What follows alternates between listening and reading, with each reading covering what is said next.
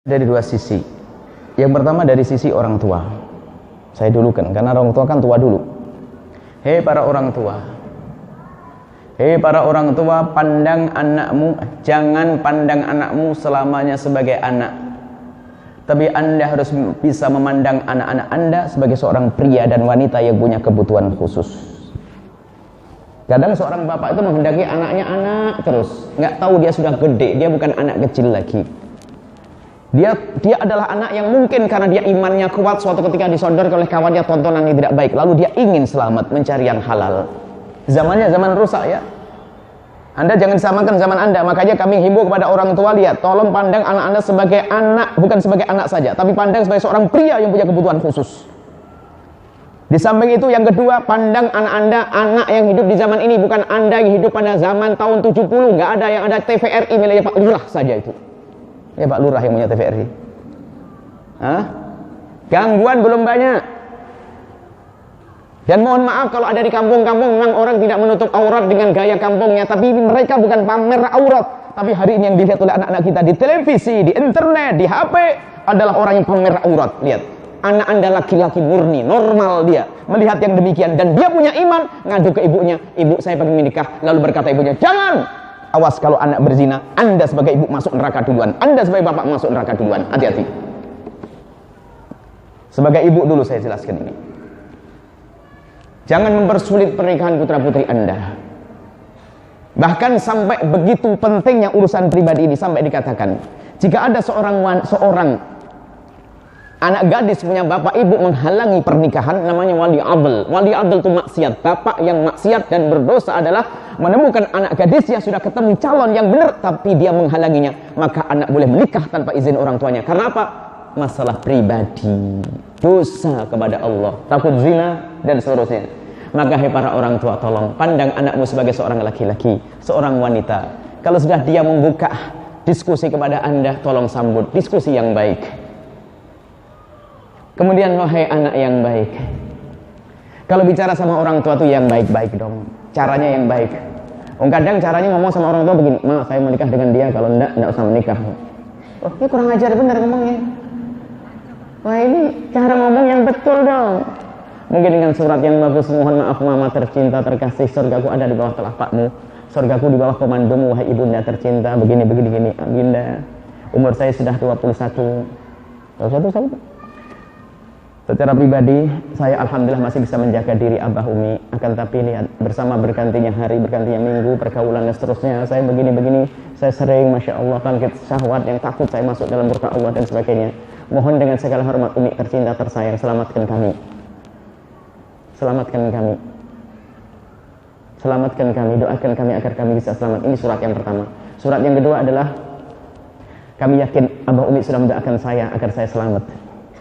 Dan mungkin ini hanya usulan saja kepada putra yang belum punya pengalaman. Abah Umi yang tercinta, apakah umur seperti saya ini belum bisa seandainya kalau harus menikah? Mohon Umi dijawab dengan penuh kasih dan cinta. Anda lari, setelah kirim surat lari, kelihatan di mukanya, kamu udah sama tadi, gitu. Nah, jadi ibu nanti akan merenung bahasa. Atau kalau tidak dengan surat, Anda minta tolong kepada orang tua, paman Anda, kiai Anda untuk menyampaikan dengan halus kepada orang tua. Sebab memang ada orang tua kan macam-macam. Ada orang tua yang terlalu takut dan sebagainya. Baik, seperti itu. Anda bicara yang baik. Sebetulnya Anda cara menyampaikan yang kebaikan itu ada waktunya. Menyampaikan kebaikan dan kebenaran dua hal yang harus Anda pahami. Hei anak yang ingin cepat nikah lalu udah diizinkan sama orang tuanya, dengar omongan saya.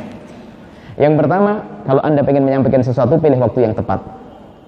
Waktu lagi senang orang tua Anda, lagi bahagia orang tua Anda sampaikan, memilih waktu yang tepat. Kedua, yang ingin Anda sampaikan tidak harus melalui lidah Anda boleh melalui pesan seseorang yang bisa dipercaya, atau melalui surat cinta yang indah untuk orang tua Anda. Insya Allah nanti ini akan menjadi bahan pertimbangan yang kuat, surat Anda yang lembut, dan bukan dengan kekasaran.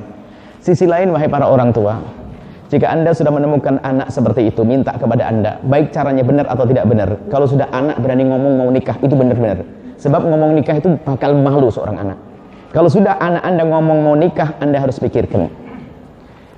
Kalau memang Anda tidak cocok dengan calonnya, Anda harus bisa memberi calon yang cocok. Jangan Anda diam, dok.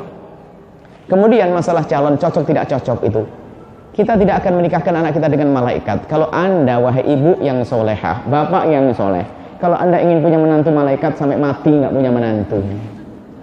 Menantu Anda adalah manusia yang kalau dia kurang baik dididik bersama-sama. Memang memilih itu penting. Cuman sampai kapan Anda memilihkan orang tua anak-anak Anda nggak beres-beres. Jadi perlu diskusi, anak diajak diskusi atau minta petunjuk pada orang soleh, orang alim, guru setempat itu. Jadi intinya wahai para orang tua, jangan Anda persulit urusan pernikahan anak-anak Anda. Hati-hati. Kalau seandainya Anda mempersulit, kadang-kadang ini permasalahannya suruh menyelesaikan sekolah, kuliah dan sebagainya, belum punya kerjaan dan sebagainya. Ini adalah cara berpikir yang salah. Akhirnya zaman ini, Masya Allah Bu, zaman ini bukan kayak zaman dulu loh ya. Film-film kotor kadang disebarkan oleh kawan-kawannya. Alhamdulillah.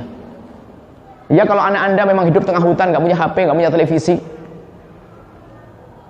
Tapi ini sudah zaman modern begini, pembangkit syahwat ada di mana-mana. Semoga Allah menjaga anak-anak kita. Paham para orang tua, insya Allah Anda punya menantu yang soleh solehah. Tapi sekarang kalau menantu saya nggak teramat soleh, tapi nggak nakal banget kan? Bukan pemabuk kan? Bukan orang meninggalkan sholat kan? Bukan. Ya sudahlah, tinggal kita didik baik-baik, benar bersama-sama. Sama. Anda dengan orang tua harus baik, wahai calon pengantin ya. Inilah nasihat kami kepada orang tua dan sekaligus kepada anak. Anak ngomong yang benar, orang tua jangan membiarkan permintaan anak dalam urusan yang satu ini. Sebab kalau anak Anda minta es krim, Anda tidak boleh tidak memberi, nggak ada masalah. Anda ganti dengan es degan. Anak Anda minta es bubur kacang, Anda jadi bubur ayam, nggak ada masalah. Tapi kepentingan yang satu ini tidak bisa diwakilkan kepada siapapun. Orang tua Anda bisa menyelesaikan. Kalau Anda tidak buka pintu halal, akan kebuka pintu haram. Anda yang memasuki neraka terlebih dahulu. Takutlah kepada Allah. Insya Allah ya. Besok itu ada nikah masal, saya datang. Nikah masal 100 jejer bareng. Hari ini mau ada nikah. Baik, insya Allah cukup.